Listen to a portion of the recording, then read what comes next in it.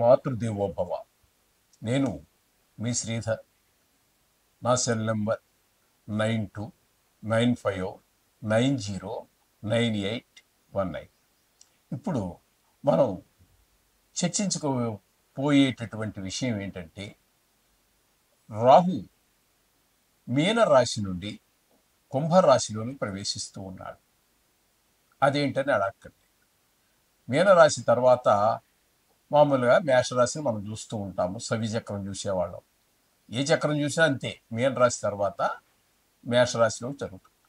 కానీ ఇక్కడ రాహు కేతువులిద్దరూ కూడా ఆల్వేస్, ఎల్లప్పుడూ కూడా రిట్రాగ్రేషన్ అంటే వ్యతిరేక దిశలోనే ప్రయాణం చేస్తూ ఉంటారు.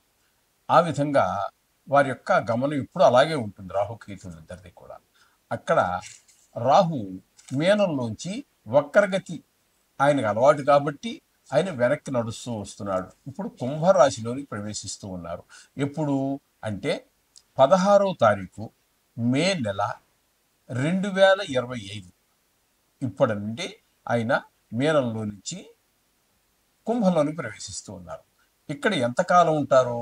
ఈయన ఓర్బిట్ అంటే ఈయన యొక్క కక్ష ప్రకారంగా రాహువు కానీ కేతువు కానీ ఒక రాశిలో సంవత్సరము 6 నెలల పాటు సంచారం చేస్తూ ఉంటారు. ఇప్పుడు ఇక్కడ 16 తారీఖు మే నెల 2025 నుండి 1.5 సంవత్సరం అన్నట్టయితే మీకు 3వ తారీఖు 12వ నెల 2026, 25లో ప్రారంభం చేస్తున్నారు. 26లో డిసెంబర్లో 3వ తారీఖు తోటి 3వ తారీఖు వరకు అక్కడ ప్రయాణం చేస్తూ ఉన్నారు. అంటే సంవత్సరాల పాటు. అంటే తిథుల ప్రకారం కొంచెం కరెక్ట్గా ఉండొచ్చు, డేట్ల ప్రకారం ఒక రోజు ముందో ఎనక రావచ్చు. ఇందులో కొన్ని అధిక మాసాలని ఇవన్నీ కొన్ని కారణాలు ఉన్నాయి. ఆ కారణాల ద్వారా ఒక 10 రోజులు 15 రోజులు అటు ఇటుగా జరగవచ్చు. ఇక్కడ జరిగినటువంటిది ఏంటంటే 3వ తారీఖు డిసెంబర్ నెల 2026 వరకు కుంభరాశిలో వారు ఉంటారు. ఈ కుంభరాశిలో ప్రవేశం వలన ఈ ద్వాదశ రాశులలో మేషాది ద్వాదశ రాశులు ఉన్నాయి కదా, మేష, వృషభ, మిథున, కర్కాటక, సింహ, కన్య, తుల, వృశ్చిక, ధనస్సు, మకర, కుంభ, ఇవి ఈ 12 రాశుల వారికి ఏ రాశుల వారికి శుభ ఫలితాలు ఇస్తాడు. ఒకవేళ శుభ ఫలితాలు ఇచ్చేటట్టయితే అన్ని రాశుల్లోనూ ఒక రకమైన శుభ ఫలితాలు ఉండవు.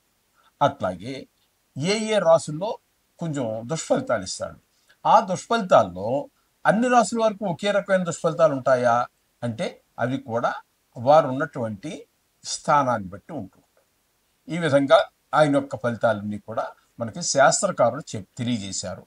కాబట్టి ఏ రాశుల్లో సంచరించేటప్పుడు ఏ రకమైన దుష్ప్రభావాలు, ఏ రాశుల్లో శుభ ఫలితాలు ఇచ్చేటప్పుడు ఏ రాశుల వారికి ఏ శుభ ఫలితాలు అనేటటువంటిది మనకి శాస్త్రకారులు అన్ని అరటి పండు ఒలిచి నోట్లో పెట్టినంత స్పష్టంగా మనకు అందజేశారు.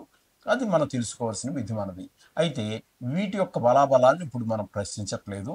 వాటి దగ్గరికి వెళ్ళాలంటే అది ఒక పెద్ద సబ్జెక్ట్ అవుతుంది. బలాబలాలంటే స్వర్ణమూర్తి అని, రజితమూర్తి అని, కాంస్యమూర్తి, ఇట్లా మూర్తిమంతం ఉంటుంది. ఆ మూర్తిమంతాన్ని బట్టి ఆ ఫలితాలన్నీ కూడా వస్తూ ఉంటాయి. ఇక్కడ మనం మూర్తిమంతంతో పని లేకుండా కేవలం ఆ స్థానంలో ఉన్నప్పుడు ఏ ఫలితాలు ఏ రాశి వారికి కలగజేస్తూ ఉన్నారు అనేటటువంటి దాన్ని మనం చర్చించుకోబోతున్నాం. వృషభ రాశి వారికి రాహు యొక్క కుంభరాశిలో ప్రవేశం ఏ విధమైన ఫలితాలను ఇవ్వబోతున్నాడు ఈ సంవత్సరం అంతా అనేది సశాస్త్రీయమైన పద్ధతిలో మనం తెలుసుకునేటువంటి ప్రయత్నం చేద్దాము. అయితే ఇప్పుడు మనం చెప్పుకుంటున్నటువంటివి సంవత్సర ఫలితాలు కాబట్టి మనం సంవత్సరం గురించే చెప్పుకుందాం. నిజానికి కుంభరాశిలో ఆయన సంచారం సంవత్సరం 6 నెలల పాటు ఉంటుంది. ఎప్పటి నుంచి అంటే 16వ తారీఖు మే నెల 2025 నుంచి 3వ తారీఖు డిసెంబర్ నెల 2026 వరకు ఈ సంవత్సరన్నర కాలం పాటు మనకి కుంభంలో సంచారం చేస్తూ ఉన్నారు ఆయన. కాబట్టి ఈ వృషభ రాశి వారికి దశమ స్థానం అవుతోంది. వృషభ రాశి వారికి దశమ స్థానం అవుతుంది. కాబట్టి దశమ స్థానంలో ఉన్నప్పుడు శుభ ఫలితాలు ఇస్తారా, అశుభ ఫలితాలు ఇస్తారా? శుభ ఫలితాలు అయితే ఏ విషయాల్లో శుభ ఫలితాలు ఇస్తారు, అశుభ ఫలితాలు అయితే ఏ రకమైనటువంటి ఏ విషయాల్లో అశుభ ఫలితాలు ఇస్తారు అనేది తెలుసుకున్నట్టయితే ఆయా విషయాల్లో మనం తగు జాగ్రత్తలు తీసుకోవటానికి అవకాశం ఉంటుంది. కాబట్టి ఆ ఋషీశ్వరులు మనకి దీన్ని అందజేశారు. ఇక్కడ మనకి దశమ స్థానంలో ఉన్నప్పుడు ఇచ్చే ఫలితాన్ని చెప్తున్నారు.